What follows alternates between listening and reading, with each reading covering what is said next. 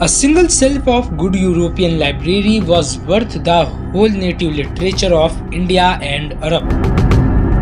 भारत के प्रति पूर्वाग्रह से भरा हुआ ये कथन है भारतीय शिक्षा के जनक कहे जाने वाले मैकॉले का।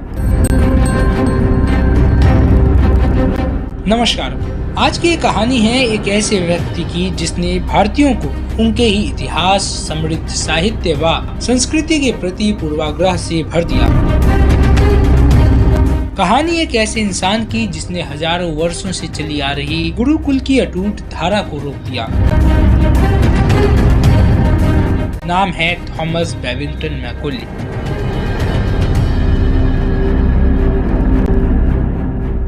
सन 1800 में लेसिस्टरशायर में जन्मे मैकॉले की प्रारंभिक शिक्षा हर्टफोर्डशायर के एक निजी विद्यालय में हुई। पिता जैचरी मैकॉले स्कॉटिश एबोल्यूशनिस्ट अर्थात उन्मूलनवादी थे और माता सेलिना मिल्स कॉलोनियल गवर्नर थी और आगे चलकर उन्होंने कैम्ब्रिज यूनिवर्सिटी की ट्रिनिटी कॉलेज में प्रवेश ले लिया। अपनी शिक्षा पूरी करने के बाद वे विभिन्न पदों पर पदासीन भी हुए, जैसे सेक्रेटरी एट वॉर सन 1839 से सन 1841 तक तथा पे मास्टर जनरल सन 1846 से सन 1848। लेकिन इन सब से पूर्व वे भारत में कार्यरत थे। सन 1834 में सबसे पहले वे law member of governor general's council in India बने और सन 1834 से सन 1838 तक लगभग 4 वर्षों तक उन्होंने सुप्रीम काउंसिल में भी अपनी सेवा दी, जहां पर पदासीन रहते हुए उन्होंने सबसे अधिक क्षति भारतीय शिक्षा व्यवस्था को पहुंचाई। मैकॉले के सुझाव पर ही कमेटी ऑफ पब्लिक इंस्ट्रक्शन का गठन किया गया था, जिसका काम था शिक्षा संबंधी विषयों की देखरेख करना और सलाह देना। इसका गठन इस उद्देश्य के साथ किया गया था कि किस प्रकार से भारतीय शिक्षा व्यवस्था में पश्चिमी शिक्षा को मिलाया जाए। मैकॉले को सुप्रीम काउंसिल में नियुक्त हुए अभी 1 वर्ष का ही समय हुआ था कि उन्होंने 2 फरवरी 1835 को मिनट ऑन इंडियन एजुकेशन जारी, इसे हम मुख्यतः मैकॉले मिनट के नाम से भी जानते हैं। इसमें उन्होंने कई सारे सुझाव दिए, जिसमें सबसे प्रमुख सुझाव था भारत में अंग्रेजी भाषा को बढ़ावा देना। सन 1813 में पारित ब्रिटिश पार्लियामेंट्री एक्ट में वेस्टर्न साइंस और इंग्लिश को जोड़ने की पहल भी इन्होंने ही की थी। साथ ही साथ उन्होंने सरकार को बदलते समय के साथ अप्रासंगिक होती चीजों पर व्यय ना करने का भी सुझाव दिया था। यहाँ पर उनकी अप्रासंगिक चीजों से अर्थ है संस्कृत भाषा का। मैकॉले की संस्कृत को लेकर ये घृणा का केवल एक ट्रेलर मात्र है, फिल्म अभी बाकी है। काउंसिल में गवर्नर जनरल के समक्ष उन्होंने इंटेलेक्चुअल इम्प्रूवमेंट के लिए दिए जाने वाले फंड को खर्च करने को लेकर उन्होंने कई सारे प्रस्ताव दिए, जिसमें उनका सबसे प्रमुख प्रस्ताव ये था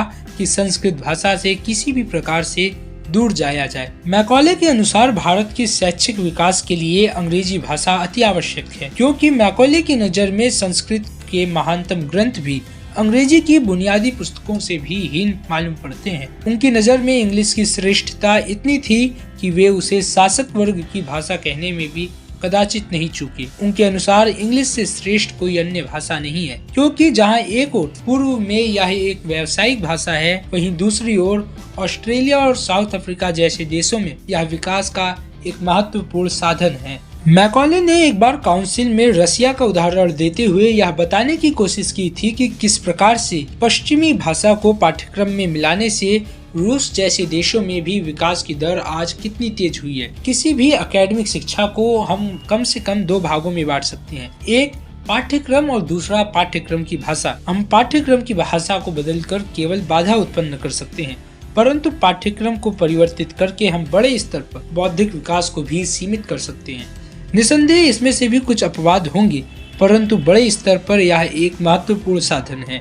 मैकॉले ने इन दोनों ही चीजों पर कार्य किया। जहां एक ओर शैक्षिक भाषा बदलकर उन्होंने शिक्षा को कठिन बनाया, वहीं दूसरी ओर पाठ्यक्रम को निर्धारित करने का अधिकार भी भारतीयों से छीन लिया। मैकॉले की नजर में भारतीय सभ्यता एक अशिक्षितों की सभ्यता थी और उन्हें शिक्षित करना और सभ्य बनाना उनका कर्तव्य था। भारतीय घृणा से ओतप्रोत मैकॉले शायद कल्चरल इंपीरियलिज्म अर्थात सांस्कृतिक साम्राज्यवाद के सबसे ज्वलंत उदाहरण है। उनका प्रस्ताव था कि form a class who may be interpreters between us and millions whom we govern. A class of persons Indian in blood and color, but English in taste, in opinions, in morals, in intellect. Macaulay की भारतीय घृणा को यदि सूक्ष्मता से देखा जाए, वह कब हिंदू घृणा में परिवर्तित हो जाती है इसका हमें पता भी नहीं चलेगा। मैकॉले कहते हैं कि हिंदू निर्बल और निष्क्रिय हैं क्योंकि वे सदियों से बिना किसी प्रतिरोध के उत्पीड़न सह रहे हैं।